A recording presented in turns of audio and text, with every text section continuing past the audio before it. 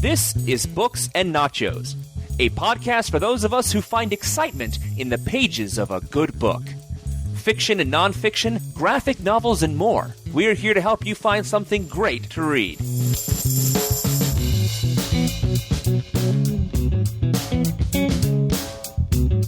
Hello and welcome to our second episode of Books and Nachos. This week I'm looking at a new novel, Iron Man, Femmes Fatales by Robert Greenberger. Iron Man is a character that's long been a fan favorite among comic book crowd, but mostly an unknown for the mainstream audience until 2008's Iron Man movie stormed box offices, taking the Golden Avenger to an elite A-list of superheroes such as Batman, Superman, and Spider-Man. Now building on the mainstream Iron Man character recognition, we have the latest in Marvel's series of novels based on their comic book superheroes. In Femmes Fatales, we see Tony Stark, head of Stark Industries, a large company whose primary source of income is selling high-tech weapons to the military. Tony inherited the company at a very young age after his parents were killed in a car crash, though Tony's expertise were more in engineering than business. Many of the weapons sold by Stark Industries are of Tony's own designs. And as the novel begins, we're shown the creation of an international peacekeeping force called SHIELD, which stands for Supreme Headquarters International Espionage Law Enforcement Division. And if that's not a mouthful and a stretch for an acronym, but it's not Greenberger's fault that Marvel gave the group such a stupid acronym. SHIELD is not beholden to any one nation, and it was created to defend the globe from international terrorists. Wanting to have the latest in weaponry and technology, SHIELD is one of Stark Industries' biggest customers. However, while SHIELD is just getting started, the terrorist group Hydra has begun its reign of terror with the hope of creating chaos and causing the United States government and economy to crumble. Hydra, led by the mysterious green-haired Madam Hydra, has launched raids on several technology companies, including Stark Industries and their competitor Stain International. Hydra's been stealing various pieces of equipment for an unknown purpose. Nick Fury, head of the still fledgling SHIELD, calls on Iron Man to help investigate and stop the raids. But Madam Hydra's plan does not stop with raiding warehouses. To keep her foe, Iron Man, off his game, she goes undercover as the mysterious and beautiful Catelyn, and she begins to date Tony Stark. Adding to the confusion is Madam Mask, head of the New York Magia, which is basically the Mafia with 2 G's instead of 1 F. With the usual criminal activities being shut down by the law or taken over by New York's kingpin of crime, Madam Mask is ordered to find new avenues of income for her organization, and so she too begins stealing Stark Industries technology to sell on the black market. Iron Man finds himself unable to differentiate between the source of the thefts, and he and SHIELD are on the defensive, trying to thwart Hydra's master plan while being unable to determine how the thefts are linked. Now, before I review this novel, I should state my bias. I'm a Marvel Comics guy. More than Batman, Superman, or even Spawn, Spider-Man and Hulk were my favorites as a child, and even into adulthood, though I never found Iron Man incredibly interesting. I did love the Robert Downey Jr. movie, though. As a Marvel fan, I've read a few of the previous Marvel novels, such as the Spider-Man Sinister Six novels by Adam Troy Castro, and The Incredible Hulk, What's Savage Beast by one of my favorite authors, Peter David. So I've been exposed to Marvel's universe in comic books, movies, video games, and novels. Now, the Marvel novels are unique in that they try to link as well as possible into Marvel continuity, but they aren't a part of that continuity. So if you're a comic fan, reading these novels has a real feeling of futility, as you know what you're reading doesn't quote-unquote happen in the primary universe, and the original characters and events in the novel are never going to be referenced again.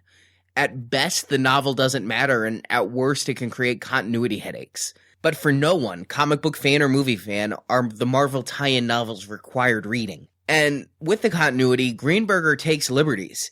He sets the story early on in Iron Man's career, thus wisely avoiding any of Iron Man's current roles in the Marvel Universe post-Civil War, and providing us with a version of the hero very similar to how we saw him in the movie. He's in the standard armor and has his flirtatious relationship with Pepper Potts, his executive assistant. But as this novel is in the comic books continuity, not the movies, that means this novel's occurring around the time of the comic books released in the 1960s. Now, this is a disconnect that's simply a part of comic books. Times change, the settings in the comic books change, but the characters don't really age. When I was a big comic book collector in the early 90s, I remember seeing a statement by someone at Marvel, I don't remember who, that their heroes simply age at a different rate than the world around them, and it's a necessary evil in order to keep the heroes people love and not make all the stories still set in the 60s, or make the characters in their 60s. So, to make the story feel more modern, Greenberger sets it in a seemingly turn-of-the-century New York. He even includes in the back of the novel a historical note, which states that the Marvel Universe is 8 to 10 years old, and subtracting those years from the year of publication, 2009, this sets the book around the year 2000.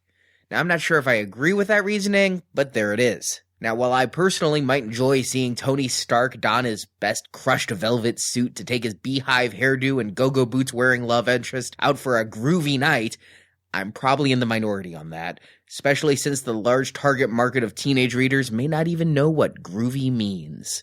More, even though in the 60s, Tony Stark was Iron Man's secret identity, in this novel, like in the current comics and the movies, the world is aware that Tony Stark is Iron Man.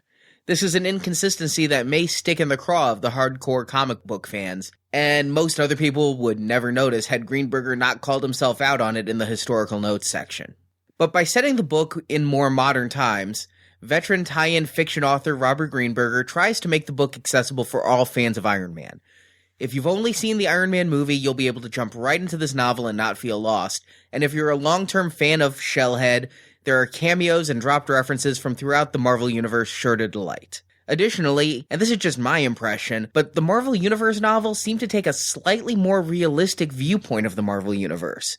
While yes, we still have men in heavy iron suits flying through the sky, or giant green strong people impervious to bullets, the novels seem a bit more grounded in the real world.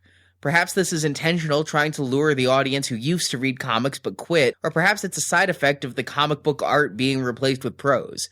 There are still magnificent battles, but they're more self-contained, and just seem to take physics and believability a little bit further. This trend really shows itself here in this Iron Man Femmes Fatales. Despite the plot summary I gave earlier, this book is really about the relationship of its characters. While Hydra battles Iron Man on the field, Madame Hydra seduces Tony Stark to keep him distracted, and yet Tony is also distracted by an attractive new engineer at Stark Industries and dating a television news personality. While comic books may play these interpersonal relationships broad, maybe with a thought bubble or two to provide introspection, this book truly takes the time to examine these relationships from each character's point of view, showing us their motivations and their conflicting emotions. Special time is, of course, given to Tony, who's forced to wear his Iron Man chestplate at all times, lest bits of shrapnel go into his heart and kill him. This chestplate prevents Tony from having any stable relationships with women, and despite his superheroics, he always feels apart from others due to his disability. Stark subdues this self-loathing in the novel by drinking, which fans of the comic book know later becomes a problem for Stark and for Iron Man. It was good to see Greenberger include many references to Stark's overindulgence in alcohol, but not make this book about the dangers of drinking, letting the classic comics where Tony battles alcoholism stand on their own. The most explored relationship in the book is between Tony and Madame Hydra, a relationship which is consummated. Whether this creates a continuity problem for the book is for those far more familiar with Iron Man's history than I to evaluate. But other relationships in the book are also explored. Madame Hydra's relationship with her army is explored, with her agents becoming frustrated with Madame Hydra's secrecy regarding her plan. Madame Mask's relationship with her father, the head of the International Magia, and the omnipresent love triangle between Tony Stark, Pepper Potts, and Tony's driver Happy Hogan. But while the focus of about half the novel is this type of character exploration, there is almost too much of it in this book, and when the novel ends, there are subplots left unresolved. This led me to believe perhaps Greenberger was setting up for a sequel novel, but per his website, there's another Iron Man novel due in 2010, but he's not involved. And the relationships that are resolved are often done unsatisfactorily. One big point of conflict is between Tony Stark and S.H.I.E.L.D. When the novel begins, Tony Stark is adamant that Stark Industries' warmongering ways are detrimental, and that incomes other than arms manufacturing should be introduced to the revenue stream. However, S.H.I.E.L.D. is demanding better weapons faster, and Tony's hesitant, fearing the weapons would be used in ways he does not agree with. This sets a pacifistic tone to the novel that could be quite the statement. But as the novel continues, Greenberger goes entirely in the other direction, with Stark becoming convinced that, indeed, S.H.I.E.L.D. does need lots of high-powered guns to battle Hydra. So despite all his high-minded idealism, Stark caves and continues his warmongering, which negates the point of his original resistance. When the novel was finished, I was wondering why bother going into that at all if it wasn't going to have any ramifications or any exploration of the topic, really. It was simply, wow, Hydra does have big guns. Here, take more guns. But the relationships are only half of the novel, and the other half is action, with Iron Man battling Hydra, and Greenberger has a great talent for writing action scenes that are easy to visualize and pull me into the novel. But perhaps it's the one-dimensional nature of Hydra, but the battles became very redundant. Iron Man and Hydra just fight again and again. They fight in Texas. They fight in New Jersey. They fight at the docks. They fight at Manhattan. And every fight, Hydra's trying to steal technology, and Iron Man's trying to stop them and perhaps capture some Hydra agents for questioning, but repeatedly failing to stop their plans and also repeatedly unable to figure out what the overall plot is. This endless battling of nameless enemies grew tiresome, and Greenberger even reused several moves, such as Iron Man flying through groups of enemies, bowling them over. These scenes, which began as exciting, ended as arduous. Greenberger attempts to ratchet up the danger late in the book by introducing the fact that Iron Man is running low on power, and if he runs out of power, the chest plate that keeps him alive will fail and possibly kill him. It was a wonderful device when used the first time, but by the end of the novel, I just grew tired of knowing exactly what percentage of power Tony had remaining in the armor. And also by the end of the novel, I lost count of exactly how many warehouse and dock raids Iron Man had failed to stop, and by that point I just wanted the novel to be over. I do applaud Greenberger for making Iron Man's enemies in this book female, and not armor-clad. While both are picked from Marvel Comics' backlog of characters, I was unfamiliar with both before this novel, and it's a nice change of pace for old Shellhead to have to battle wits rather than brawn. Though when he does exchange fisticuffs with one woman, the fight isn't as one-sided as I would have thought it would be. But I'm confused as to why the two women Greenberger chose to use for this novel both had names that began with Madam. In reading the book, I felt sure this would have some payoff, some connection between the two characters. But not only did that not happen, the two characters never interacted in any way. Greenberger could have had Madam Mask stealing technology which she sold to Madam Hydra. I think that would have really created a problem for Iron Man if the two joined forces and be double the trouble, but none of this happens. When the novel ends, it's a startling and unpleasant revelation that Madame Mask's inclusion was nothing but a subplot that's given way too much time and very little payoff. But I think Greenberger's biggest failing with this novel is the white elephant in the room.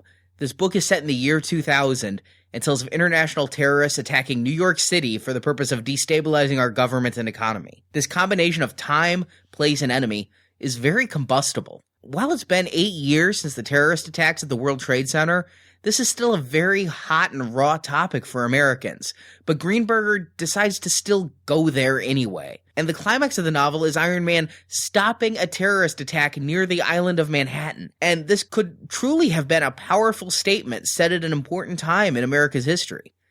But inexplicably, Greenberger never explores the situation.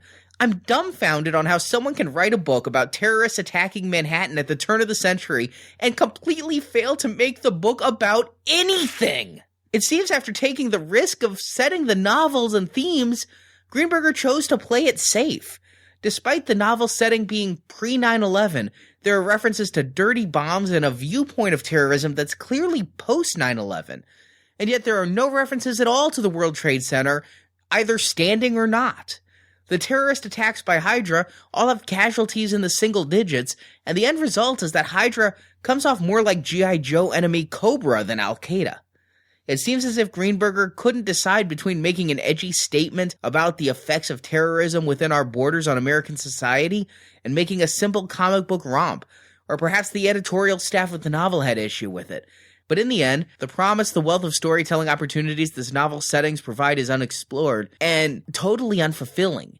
It just would have been better had either the date been different, the location been different, or the enemy not been terrorists. But by putting all those three together and not exploring the ramifications, I felt cheated. And this is a shame. It's a real missed opportunity for Greenberger to have made a statement about superheroes existing in an age where America could have desperately used some. Instead, Greenberger just gives us Iron Man again fighting with low power in his suit, and again fighting nameless Hydra enemies. So in the end, the novel Iron Man, Femmes Fatales is really more of a Tin Man with a lot of bluster on the outside, but really nothing else inside. While I started off very excited to read a self-contained Iron Man story without having to read about 600 issues of a comic book, I was left disappointed and wishing I hadn't spent the time. I think the hardcore fans of Iron Man will be let down, and the casual fans may not even finish the novel. So I'm sorry to say, I do not recommend this book. But thank you for listening to Books and Nachos. Given that it's October and we're coming up on Halloween, we're going to be back very soon with a couple reviews of horror novels.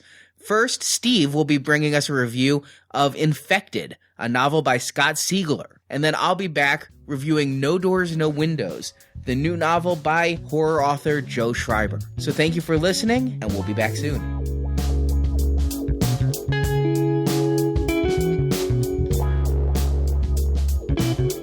Thank you for listening to Books and Nachos. If you enjoyed this podcast, please leave us a review on iTunes, and you can catch back episodes at our website, booksandnachos.com. The music for Books and Nachos is The Right Prescription by Chai Weapon, which can be downloaded at podsafeaudio.com. Books and Nachos is copyright 2009 Venganza Media Incorporated.